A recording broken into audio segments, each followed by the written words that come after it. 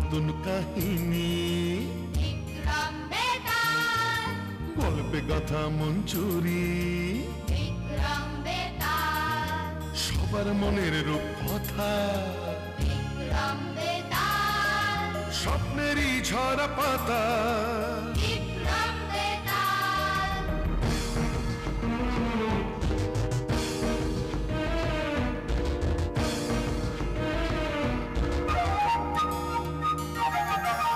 জীবনের মোড়কে গল্প হাজার, নীল লাল সাদা কালো রঙের বাহার, কল্পনায় রূপকথায় মিলে একাকার, তাই নিয়ে আসছে পর্দায় এবার বিক্রম বেতাল, বিক্রম বেতাল, বিক্রম বেতাল, বিক্রম বেতাল, বিক্রম বেতাল।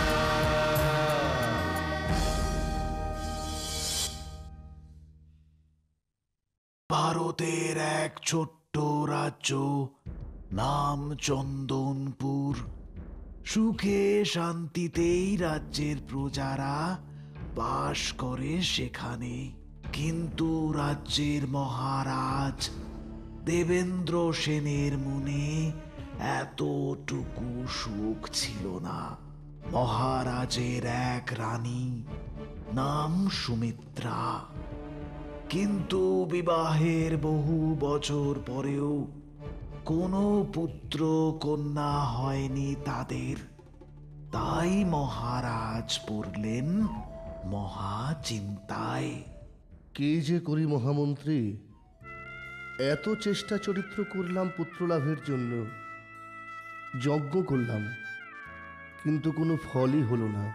এত দুশ্চিন্তা করবেন না মহারাজ, আপনি শান্ত হন। মহারাজ, আমার মনে হয় আপনি কটা দিন বিশ্রাম নিন, আমি এদিকে সব সামলে নেব। মন শান্ত হলে আবার রাজকার্যে মন দেবেন। হ্যাঁ মহামন্ত্রী, বেশ কিছুদিন ধরে আমিও তাই ভাবছিলাম। ভাবছি মহারানীকে নিয়ে একটু মৃগয়ায় যাব, বেশ কিছুদিন অরণ্যে নিভৃতে কাটিয়ে আসি, তারপর না হয়। তা বেশ তো মহারাজ, আপনি কবে রওনা দিতে চান বলুন, আমি এখনই সব ব্যবস্থা করে দিচ্ছি। না না মহামন্ত্রী, সঙ্গে কোনো প্রহরী নয়, আমি একাই যেতে চাই মহারানীকে সঙ্গে করে। কিন্তু মহারাজ। কোনো কিন্তু নয় মহামন্ত্রী, আমি আগামীকাল প্রত্যুষেই মৃগয়ার উদ্দেশ্যে রওনা দেব। আচ্ছা মহারাজ।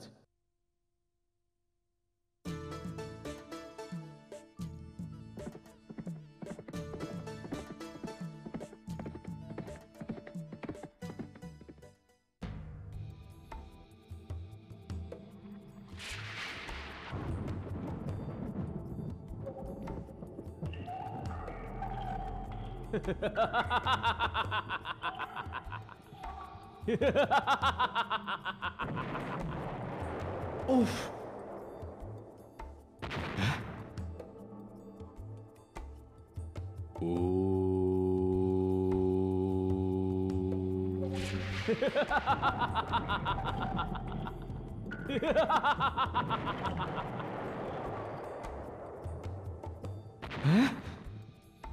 এ কি? কে ওই শয়তান যজ্ঞে ব্যাঘাত ঘটাচ্ছে?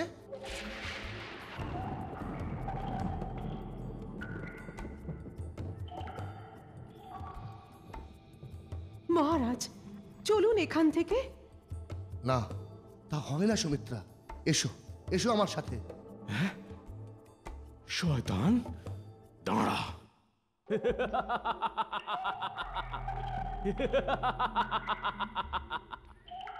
ঋষিবর, কি হয়েছে? দেখো না বাবা, ওই শয়তান দানব আমায় যজ্ঞ করতে দিচ্ছে না। দাঁড়ান আপনি, ফিরে যাও দানব, নয়তো এখনই তোমার মৃত্যু ঘটবে। আমার মৃত্যু ঘটবে, আমি অমর, আমার মৃত্যু নেই। তবে রে, তবে দেখ শয়তান,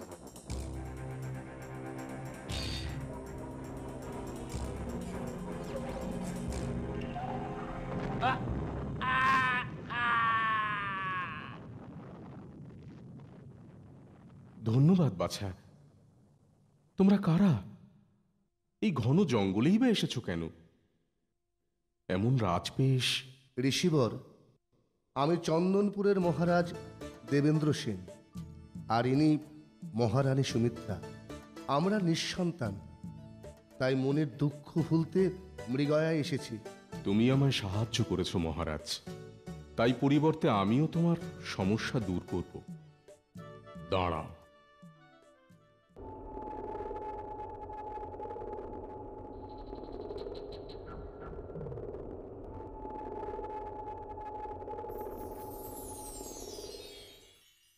হ্যাঁ, আশ্চর্য! কি আশ্চর্য!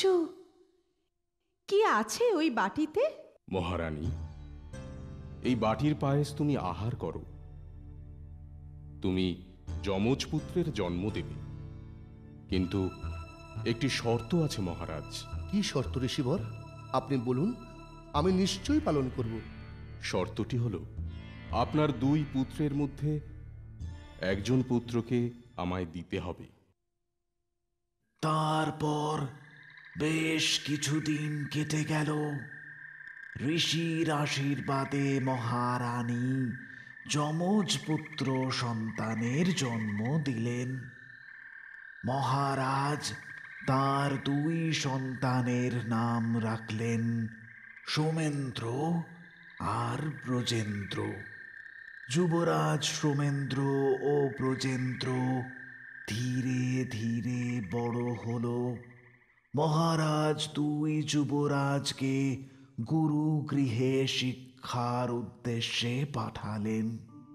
সেখানে শাস্ত্র শিক্ষা, অস্ত্র শিক্ষায় তারা প্রভূত জ্ঞান অর্জন করতে লাগলো।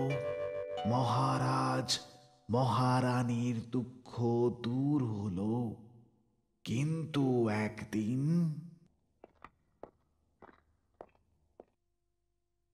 মহারাজ, এক ঋষি আপনার সাক্ষাৎ প্রার্থী। এই সময়? ঠিক আছে, ডেকে পাঠাও ভেতরে। মহারাজ, ঋষিবর, আমি আপনার এক সন্তানকে নিতে এসেছি মহারাজ। না না, কিছুতেই না, কিছুতেই না। আপনারা কথা দিয়েছেন মহারানী।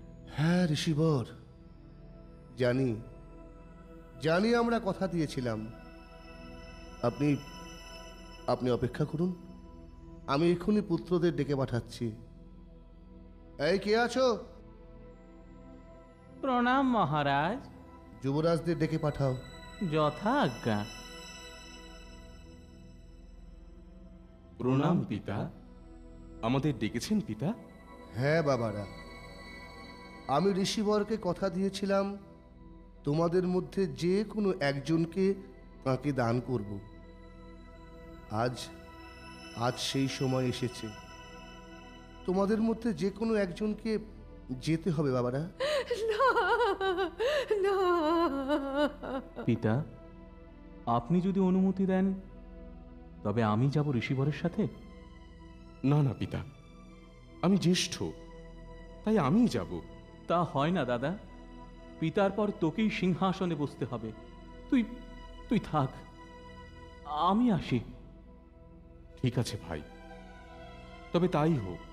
তবে শোন, যাওয়ার আগে গুরুদেবের সাথে দেখা করে যাস। ঠিক বলেছিস দাদা। ঋষিবর, আগামীকাল গুরুদেবের সাথে দেখা করে আমি আপনার সাথে যাব। ঠিক আছে বাছা। প্রণাম গুরুদেব। এসো বাবারা। গুরুদেব, আমি আপনার কাছে অনুমতি নিতে এসেছি, কারণ আমি সব জানি বাছা।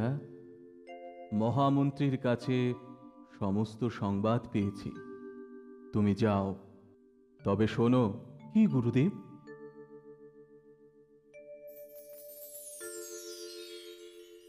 এই গাছটা রাজ উদ্যানে বসিয়ে দিয়ে যেও।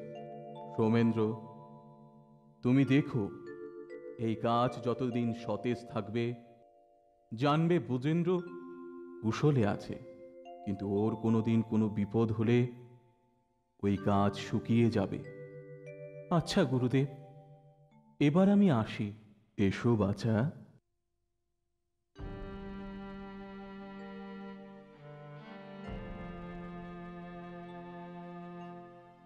আসি পিতা। আয় বাবা, আয়।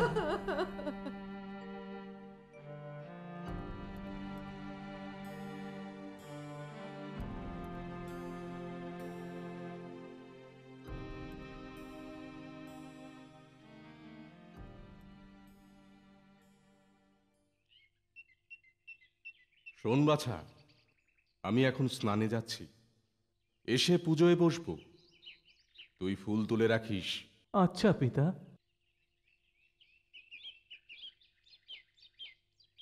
কে তুমি বন্ধু? আমি ব্রজেন্দ্র। এই কুটিরের নতুন অতিথি বুঝি?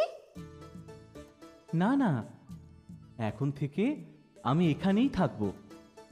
তুমি আমার বন্ধু হবে? দেখো না, এখানে আমার একটাও বন্ধু নেই। ঠিক আছে বন্ধু, আমি রোজ আসবো। এখন আসি।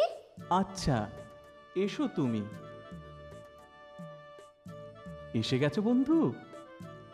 তোমার ফুল তোলা হয়ে গেছে? হ্যাঁ, এই হয়ে এলো বন্ধু। কি হয়েছে? ও কাঁদছে কেন? আর বলো না, কত করে বারণ করছি, কোনো কথাই শুনছে না আমার। সেই উত্তরের জঙ্গলে যাবে বলে বায়না ধরেছে। তা নিয়েই যাও না ওকে। না না, কি বলছো তুমি? ওদিকে গেলে কেউ আর ফিরে আসে না। সে কি? কেন ফিরে আসে না কেন? তা জানি না, কি আছে ওখানে কি জানে। তবে খবরদার, যেও না যেন ওদিকে। হ্যাঁ, না না না না না, আমি যাব না। আসি, বড্ড দেরি হয়ে গেল। আচ্ছা এসো, কাল আবার এসো কিন্তু। আসবো।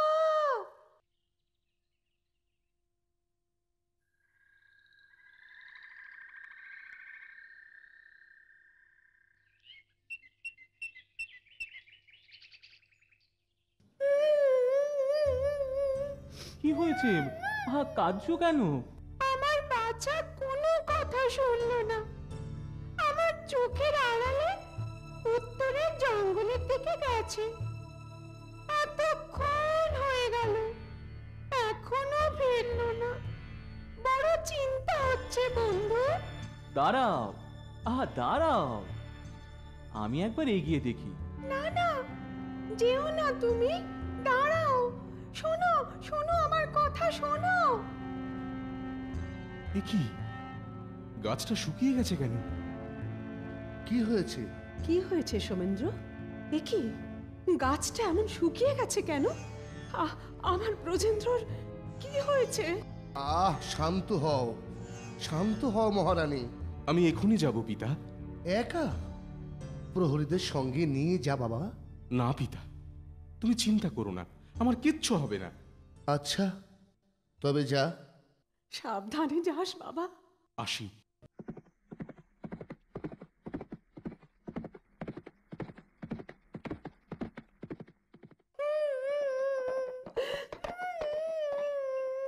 কি হয়েছে? কাঁদছো কেন? আরে বন্ধু, তুমি তুমি ফিরে এসেছো? আমার সন্তান কোথায়? তুমি তুমি ভুল করছো, আমি তোমায় প্রথম দেখছি। প্রথম দেখছো? তুমি আমায় চিনতে পারছো না বন্ধু?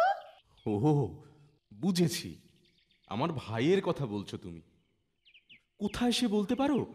আমার সন্তানকে আনতে উত্তরের জঙ্গলে গেছে, কিন্তু এখনো ফিরলো না ওরা কেউই। বড় চিন্তা হচ্ছে আমার। বুঝেছি, চিন্তা করো না, আমি ফিরিয়ে আনবো ওদের। আসি।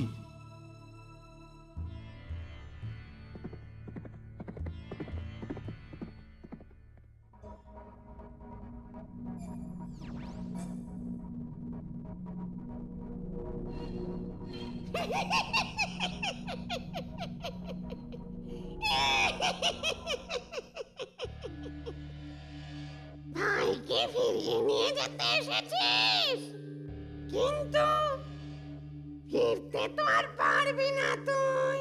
ছেড়ে দাও ওদের, নয়তো নয়তো কি? এবার তোকেও আমি বন্দি করব। দাঁড়া, দাঁড়া তবে শয়তান। আমায় মেরো না, আমায় মেরো না। নিয়ে যাও, নিয়ে যাও তোমার ভাইকে। কোথায়, কোথায় ওরা? ওই ওই ঘরে বন্দি করে রেখেছি আমি। শোনো, আমার কাছ থেকে তো তুমি তোমার ভাইকে উদ্ধার করলে, কিন্তু ওই ঋষির কাছ থেকে কি পারবে ওকে বাঁচাতে? মানে কি বলছো তুমি? শোনো, ওই ঋষি একটা পাষণ্ড।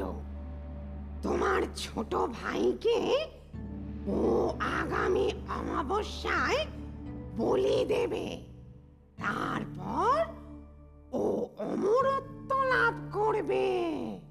হ্যাঁ, সে সুযোগ কখনোই পাবে না ও। চলো আমার সঙ্গে। চল দাদা।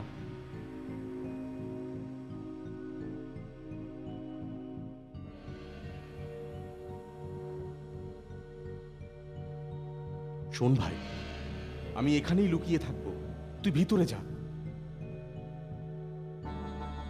এই যে, কোথায় গিয়েছিলে? এই একটু জঙ্গলটা ঘুরে দেখতে গিয়েছিলাম ঋষিবর। শোনো, আগামীকাল প্রত্যুষে স্নান করে আমার সাথে পুজোয় যাবে। কেন ঋষিবর? পূজা পাঠ এবার তোমার শেখা দরকার, তাই দেরি করুন। যাও, এখন শুয়ে পড়ো। ঋষিবর? স্নান করে এসেছো? হ্যাঁ ঋষিবর। নাও, এবার সাষ্টাঙ্গে প্রণাম করো দেবীমার চরণ। কিন্তু ঋষিবর, আমি ক্ষত্রিয়, সাষ্টাঙ্গে প্রণাম করতে আমি জানি না যে। ওহ, দেখো তবে এইভাবে প্রণাম করতে হয়।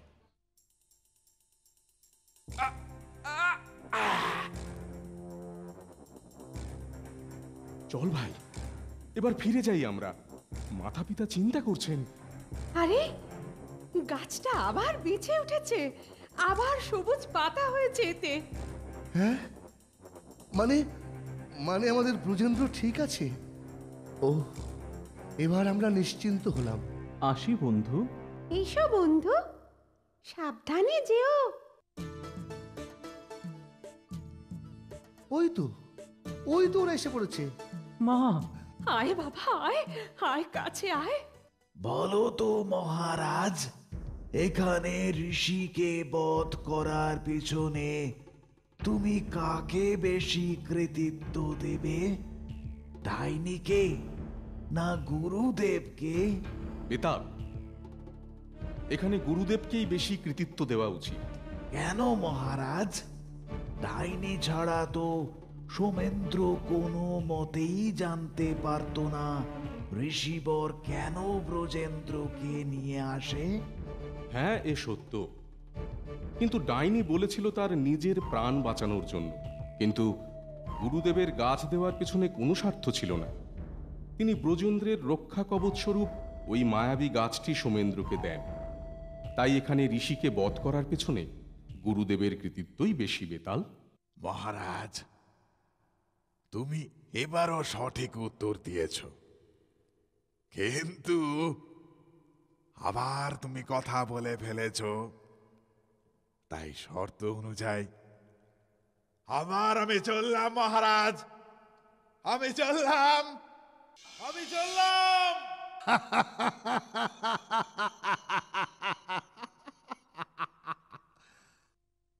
বেতাল, বেতাল যেও না, যেও না বেতাল, দাঁড়াও দাঁড়াও, আমি আসছি। বেতাল, বেতাল তুমি যেও না, বেতাল। বেতাল, বেতাল যেও না, দাঁড়াও দাঁড়াও, আমি আসছি বেতাল, যেও না, আমি আসছি বেতাল। আমি আবার বেতালকে ধরে আনবো।